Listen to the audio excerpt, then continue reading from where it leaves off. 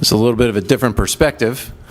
Thank you, Mr. Chairman, for the opportunity.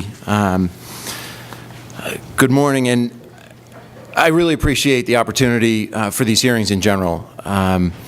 You hit the nail on the head. As someone who's focused on gun violence for quite a number of years, I have been frustrated with sort of that dynamic that seems to occur when you get painted into one corner of the room or the other corner of the room the minute you bring up the subject. And I really appreciate the opportunity to present what I believe to be a very reasonable and balanced and meaningful approach to this situation. Following the most recent mass shooting, I'd said that all options should be on the table, and these hearings really do exactly that. They let all options be on the table for consideration. Just by way of quick background, I won't belabor the point. I think many of my colleagues on the committee are aware of my background, but I've been working on gun violence since 2004, first as a prosecutor in the U.S. Attorney's Office and the Montgomery County DA's office. When I came to the legislature in 2010, I continued working on those policies. I've introduced over a dozen gun bills to address gun violence while respecting the Second Amendment, which is obviously a part of our Constitution. As a committee, we've accomplished some good things on that front. We increased penalties for straw purchasers who illegally give guns to those who are precluded from having them. We've increased penalties for those who illegally possess guns and ensured that those who cannot legally possess a gun in Pennsylvania due to mental health reasons are included in the National Background Check Database. That last change alone ensured that 700,000 people with serious mental health issues cannot buy guns anywhere in the country. We've certainly moved the needle, although I think we can move the needle even farther with the proposal that I'm bringing forth today. In trying to address the issue of gun violence, I think we have to take an evidence-based approach and follow the data. According to the Pennsylvania Department of Health, 1,509 Pennsylvanians died as a result of gunshot wounds in 2016. Of those, 929, or roughly 60%, committed suicide with a firearm. This percentage has remained consistent for at least the past 5 years and mirrors the national percentage of suicide by firearm rates, according to the CDC. If we want to make a meaningful difference in reducing gun violence, we must consider not only the tragedy of mass shootings, but an approach that would help address suicides as well. As you may know from news accounts, many mass shootings end in a suicide, either with the individual taking their own life or what's commonly referred to as suicide by cop, where they invite the police to end their life for them.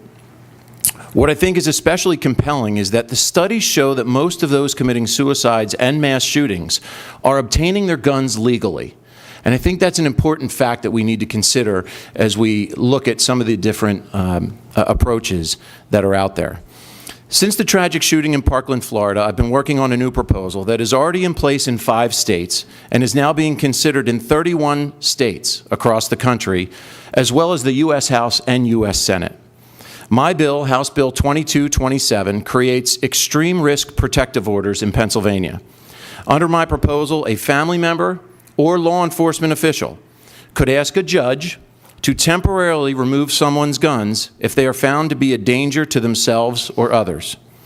Like a protection from abuse order, a preliminary order could be granted immediately if there was sufficient evidence of danger, but would be followed by a full hearing on the matter within days.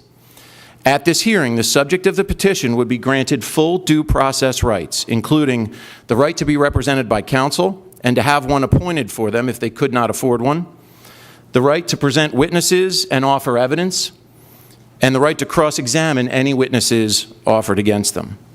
Following the hearing, if the judge found clear and convincing evidence that the individual was a danger to themselves or others, the judge would issue an order for them to relinquish their guns for up to 1 year. The bill also makes it clear that the crime of false swearing and false reports to law enforcement apply to anyone who lies in an attempt to obtain an extreme risk protection order. This concept started in Connecticut in 1999, when a disgruntled employee arrived at the lottery headquarters and killed 4 supervisors before killing himself. Prior to the shooting, employees and family members noted how the man was under duress and could snap at any time, and a family member and police were aware of threats of suicide.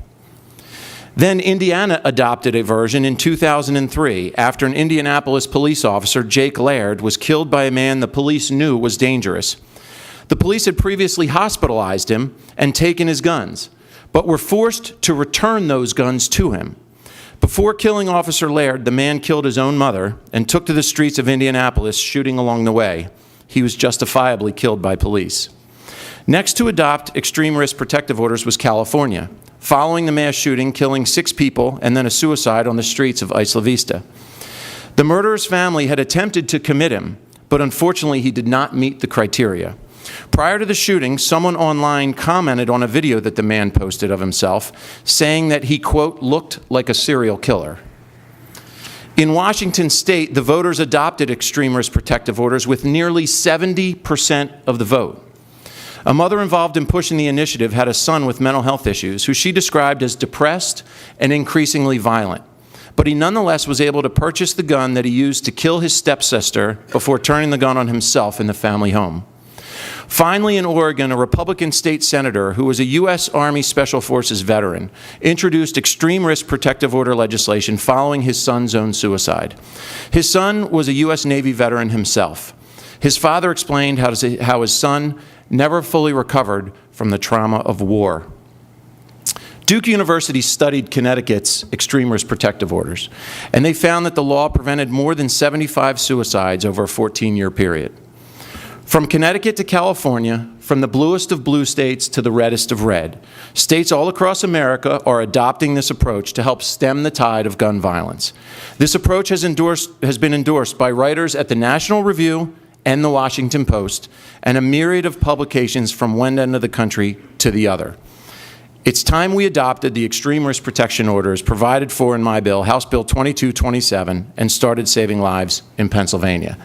Mr. Chairman, that is all I have in terms of testimony. I'm happy to answer any questions that the members may have.